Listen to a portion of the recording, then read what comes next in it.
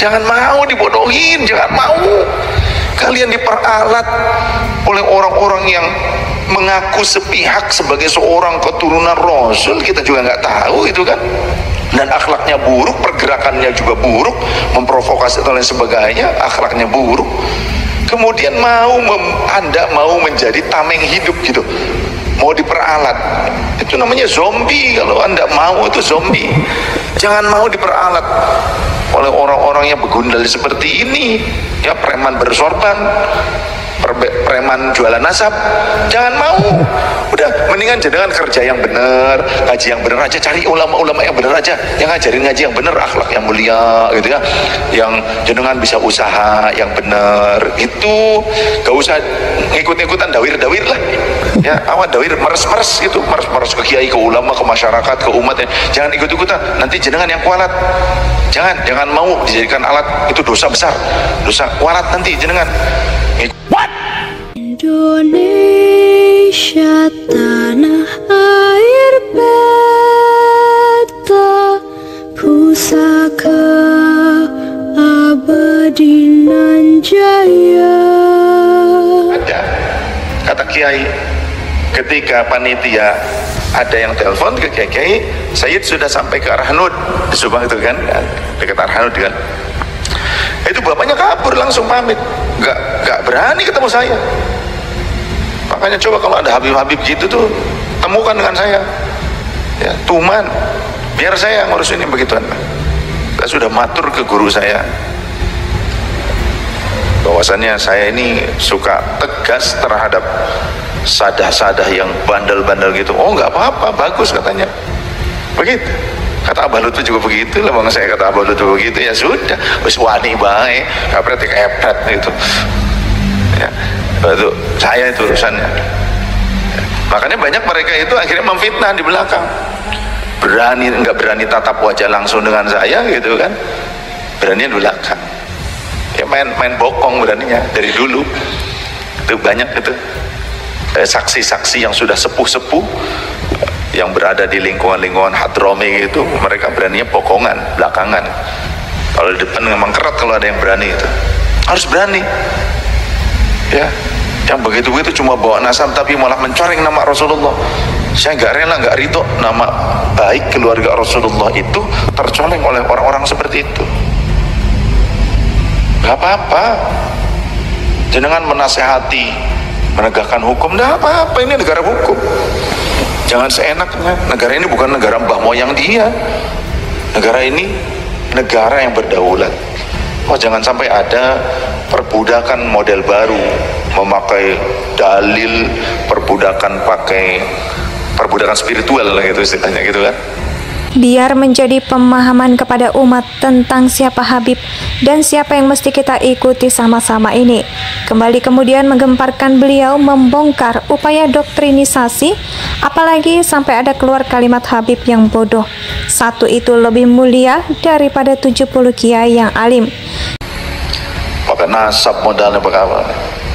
Kita orang Indonesia, panjenengan semua punya hak untuk hidup nyaman, merdeka. Jangan mau diperbudak. Apalagi kalau ada orang yang akhlaknya buruk kemudian meminta Anda semua bangsa Indonesia menjadi tameng hidup mereka. Jangan mau dengan doktrin di darah kami mengalir Rasul SAW, kami ini cucu Rasul, maka siap kalian bela Habaib, bela kami, siap kalian angkat senjata untuk Habaib. Yang dibelanya mafia, yang dibelanya begundal ya, orang yang menyalahi syariat, orang-orang yang buruk akhlaknya, kemudian memperalat umat. Jangan mau diperalat. Itu banyak tersebar video-videonya ketika di atas panggung. Ini provokator ini suka minta dilindungi oleh umat. Cemen, jangan mau begitu. Masa sama orang cemen mau jenengan dijadikan alat? Siapa lambai, siapa angkat senjata kalian? Yang dibela supaya membela dia yang salah kaprah padahal. Kemudian umat nih dengan doktrin itu kemudian asal bela, yakin, jihad, syahid. Tak iklan dulu ya. Ketangkap gak? Lagi nyindir siapa beliau? Mati sangit tuh, kalau kamu mati juga mati sangit ya. Jangan mau dibodohin, jangan mau kalian diperalat oleh orang-orang yang mengaku sepihak sebagai seorang keturunan Rasul. Kita juga nggak tahu itu kan, dan akhlaknya buruk, pergerakannya juga buruk, memprovokasi dan lain sebagainya, akhlaknya buruk. Kemudian Anda mau menjadi tameng hidup gitu, mau diperalat, itu namanya zombie. Kalau Anda mau, itu zombie. Jangan mau diperalat oleh orang-orang yang begundal seperti ini ya, preman bersorban, preman jualan nasab.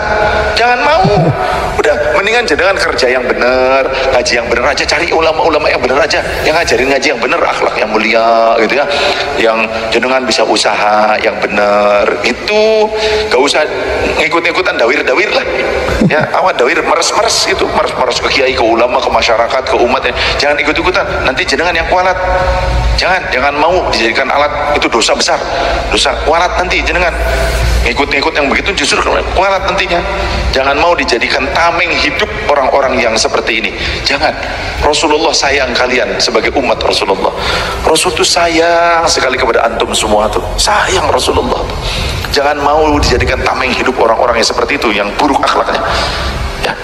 Sudah ngaji aja yang benar, perbaiki pribadi kita, keluarga kita, lingkungan kita, masyarakat kita, ya, kerja yang benar, usaha yang udahlah ya, cukup. Ini loh, nggak jauh beda seperti kalimat khilafah ya menjadi buruk bila yang mengklaim kalimat itu adalah orang-orang buruk. Orang-orang HTI kan yang membawa nama khilafah, citra khilafah ini menjadi buruk, sehingga ini ada sejarahnya khilafah, khalifah ada, Abu Bakar, Umar, Utsman, Ali, ada sejarahnya. Kita tahu, mengenal, belajar kok kita sejarahnya. Cuma ketika sekarang dibawa, diklaim dan akan diwujudkan, ingin diwujudkan, berupaya diwujudkan oleh orang-orang HTI, maka ini menjadi buruk. Kenapa? Karena cara untuk mewujudkannya ini salah kaprah, menyesatkan. Itu kan upaya doktrinisasi yang bodoh. Banyak habib yang bahkan sesat. Jadi ini juga nanti kita akan pahami ya, dalam konteks menafsirkan ayat Al-Quran. Peninggalan Nabi itu ada dua. Yang pertama adalah Al-Quran, kedua watroti ahla baiti. Ya, nah ini bakal jelas kita kalau mendengarkan ini penjelasannya. Nyambung loh. Masa iya ahlul bait Nabi meskipun sesat ya mesti kita ikuti. Tapi yang jelas masalah zuriyah dan ahlul bait juga ini mesti kita bedah sama-sama. Loh, mengatasnamakan khilafah, akhirnya nama khilafahnya yang menjadi apa? Buruk. Padahal khilafah nggak salah apa-apa, tapi karena dibawa oleh mereka akhirnya orang menjadi apa namanya? Nggak respect banget ketika ada sekelompok orang yang mengkampanyekan ingin menegakkan khilafah karena sudah diselewengkan. Akhirnya menjadi buruklah nama khilafahnya. Sama seperti ini Habib, akhirnya ketika ada 1, 2, 3 orang, 4, 5 orang Habib yang selalu muncul ke permukaan, yang kemudian dia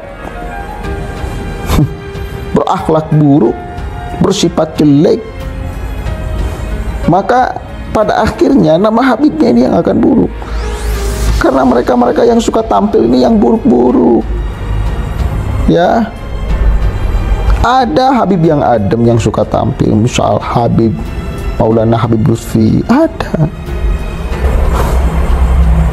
Cuma beliau itu nggak main medsos.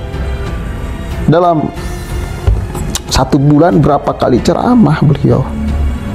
Beda dengan mereka kemana-mana main media sosial, akhlaknya buruk, kemudian ditularkan kepada masyarakat, bicaranya kasar segala macam. Akhirnya apa yang terjadi? Terdoktrin di pikiran, oh ini cerminan Habib kayak gini. Akhirnya apa yang terjadi? Nama Habibnya yang buruk. Makanya memang saya sepakat bila ada Habib-Habib yang buruk ini harus ditegur. Habib sepuh harus menegur Habib muda kalau Habib mudanya kurang ajar. Nggak boleh nama Habib lalu menjadi citranya buruk gara-gara oknum-oknum yang tidak betul di dalam hidupnya. Itu loh. Dan lah banyak tadi yang kemudian kita bisa ambil ya ilmunya dari Sayyid Saif Alwi, khususnya penegasan kita sebagai hamba Allah, sebagai insan mulia yang tidak boleh, jangan mau diperbudak, dan gak mutlak setiap Habib mesti kita ikuti. Wa itroti ahla baiti, ini mesti tepat.